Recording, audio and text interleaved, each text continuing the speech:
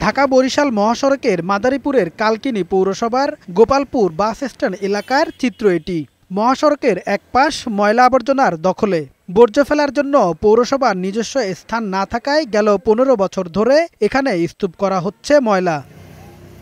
বর্জ্যের কারণে সড়ক সংকুচিত হওয়ার পাশাপাশি ভাগাড়ের পাশেই সরকারি জায়গায় থাকা ছিন্নমূল পরিবারের সদস্যরা চরম স্বাস্থ্য ঝুঁকিতে রয়েছেন। তারা বলছেন, দুর্গন্ধের কারণে তাদের জীবন অতিষ্ঠ হয়ে উঠেছে। অসুখ বসুখ হইতেছে, ডায়রিয়া হয়, পাতলা পায়খানা হয়, ময়লার গন্ধতে তো টেকতে পারি না, বাল বাচ্চা লয়ে থাকতে পারি না। দুনিয়া দুর্গন্ধ, আমরা মানা করি তারপরও তারা শোনে না। পরিস্থিতির কথা স্বীকার করে শিগগিরই ডাম্পিং স্টেশন স্থাপন করে সমস্যা সমাধানের উদ্যোগ নেয়ার আশ্বাস দিয়েছেন উপজেলা নির্বাহী কর্মকর্তা। কালকিনি পৌরসভার পক্ষ থেকে বিভিন্ন বাজার কেন্দ্রিক ডাম্পিং স্টেশন নির্মাণের নীতিগত সিদ্ধান্ত হয়েছে। আমরা স্থান প্রাপ্তি সাপেক্ষে আমরা সেটা বাস্তবায়ন করব। পৌরসভার তথ্যমতে কালকিনি পৌরসভা শহর থেকে দৈনিক ৫ টন বর্জ্য উৎপাদন হয়।